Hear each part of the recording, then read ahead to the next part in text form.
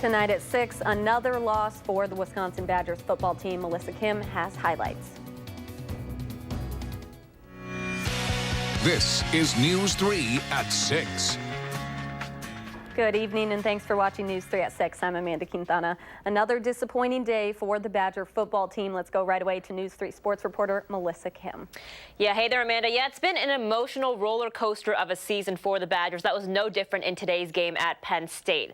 Wisconsin did start off strong with a 71-yard touchdown run from who else but Jonathan Taylor. So we had some good feelings to start this game, but that was pretty much the only time the Badgers would find the end zone today. Jack Cohn making his second career start, completing less than 50% of his passes and throwing 2 interceptions.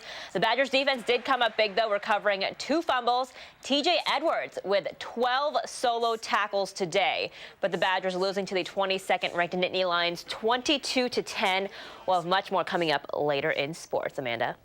All right, thank you, Melissa. But the Badgers losing to the 22nd ranked Nittany Lions 22-10. That was tonight. Thank you so much, Melissa. All right, Gary Canolti joins us now with your first alert forecast.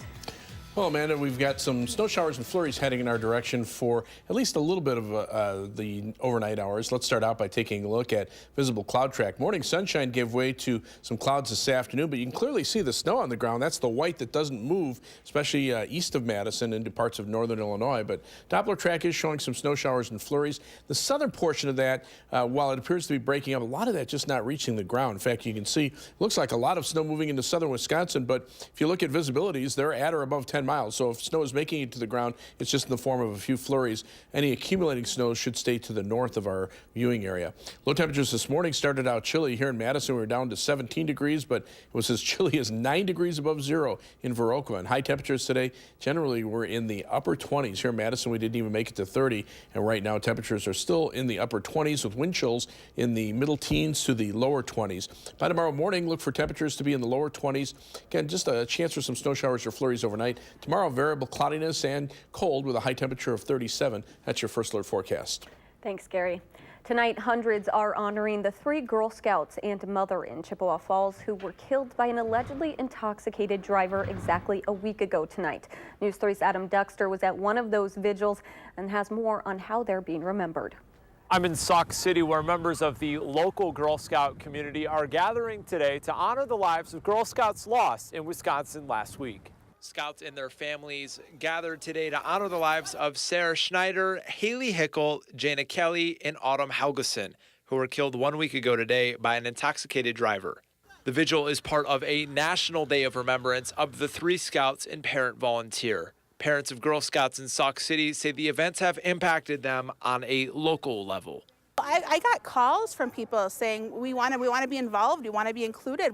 I was a Girl Scout and this hurt me, this hurt my heart.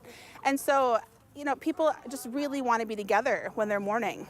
Community members held a moment of silence for those lost in the accident and also gathered food and clothing donations. Tune in tonight to News 3 at 10 to hear more from leaders of this event, as well as a Girl Scout in this pack, why she says honoring these girls is so important to her. In Sauk City, Adam Duxter, WISC News 3. And their funerals were held earlier this week.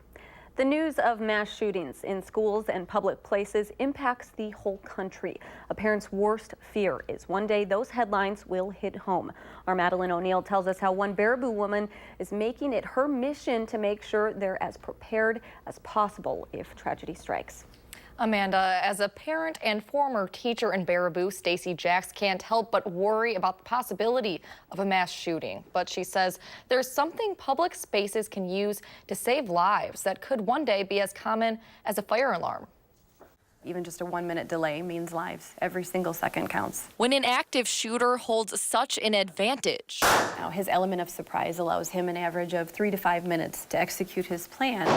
Stacy Jacks wants to put the power back in the hands of the public. Being a mom and a teacher after a couple of the tragic events that have happened with active shooter situations. I just became unexpectedly impassioned with solving this issue. She owns Trinity Gunshot Alarm System, which detects the sounds of gunshots and reports critical information like exactly when and where it happened to those within the building and law enforcement. So response efforts can be faster, more efficient, and more unified. What I really love about the system is that you can have the people in the building actually responding and actively taking part in their survival while help is on the way. This will be sequence 17, AR-15, 3 shots with the pause. You're good. The opportunity to use technology to do good things and help people, it's my biggest goal. We've got AR-15, this will be sequence 14, rapid fire. And we're ready when you are. The company is beta testing the alarm system for the first time Saturday at Community Christian School of Baraboo. Make sure that we actually detect gunshots and we don't detect things that aren't gunshots. With plans to install it in the school within a year. If students don't feel safe, there's just no way that they can focus on their studies.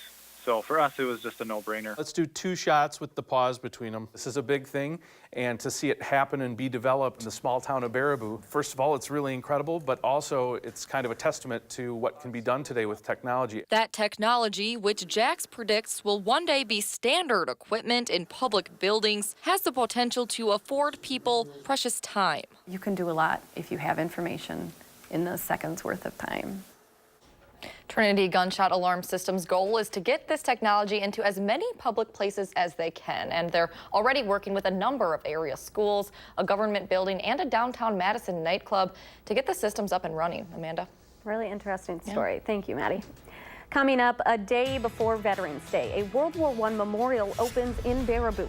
We'll show you the special ceremony dedicating the space to those who died and those who returned to serve the community.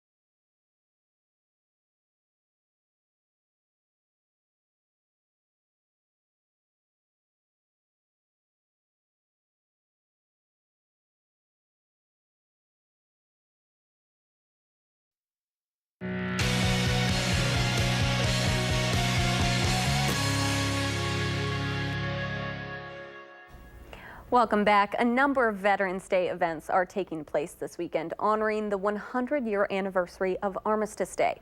The state capitol's Veterans Day program will be tomorrow morning at 9:30 at the first floor rotunda. There will be patriotic music and several speeches from Senator Tammy Baldwin, County Executive Joe Parisi, and the parents of Gold Star veterans. There will also be a moment of silence at 11 a.m.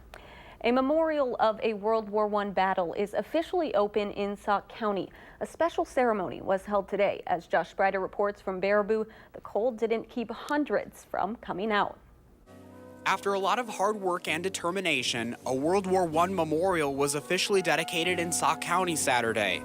It was 3.5 years in the making, taking $90,000 of funding to complete. Now you'll find it at Lower Ochsner Park in Baraboo.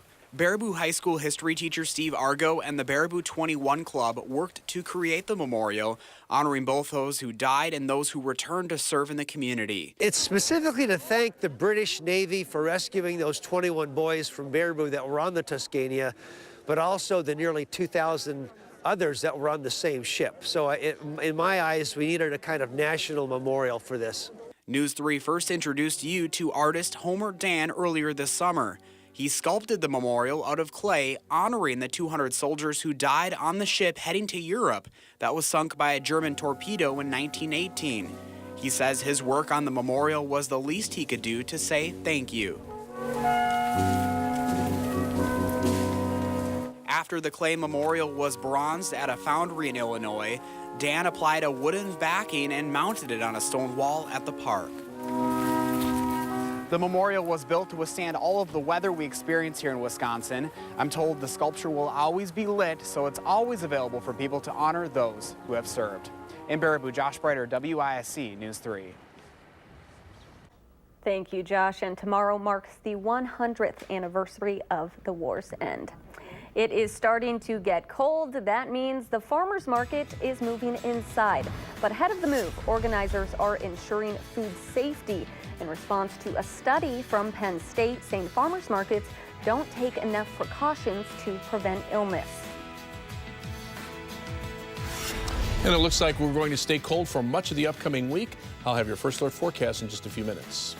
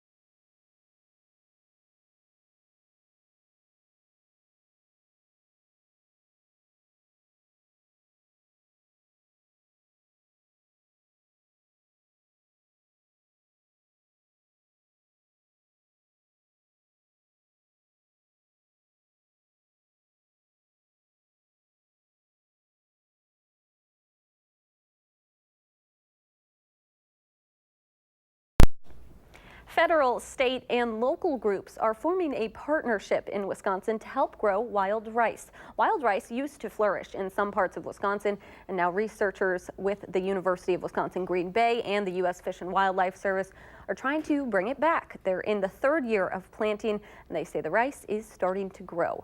Wild rice stopped growing in Wisconsin due to water quality issues and invasive species.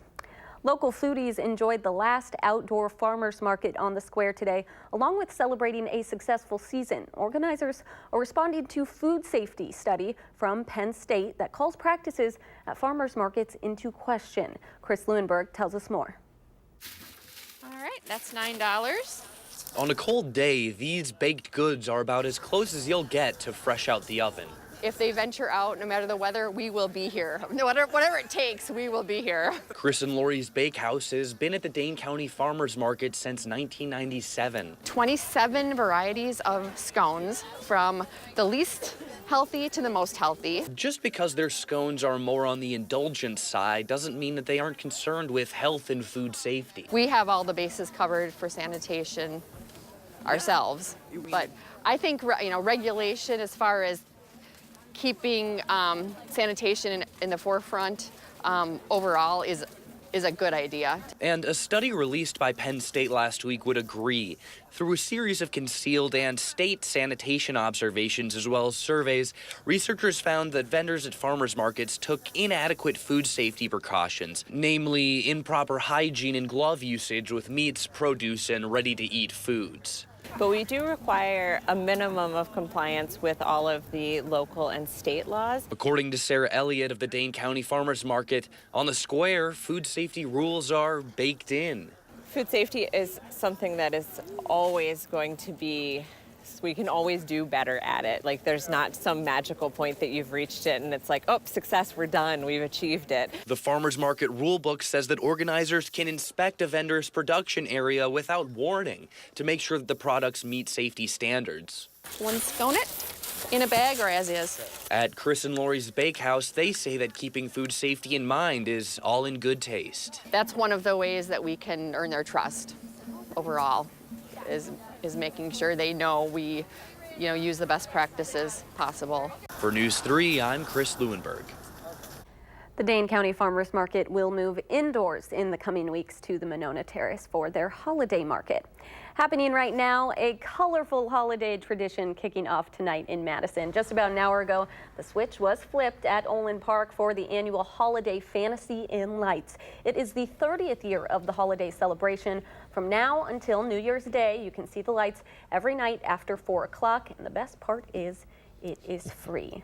All right, Gary, are you getting into the holiday spirit now that it's getting colder? Just call me a Grinch. No. I never get used to the cold weather. I like it to snow like the day before Christmas on the grass and not on the roads, but that's not up to me. But the holiday in lights is something you really have to see if you've never had a chance to even if it's cold.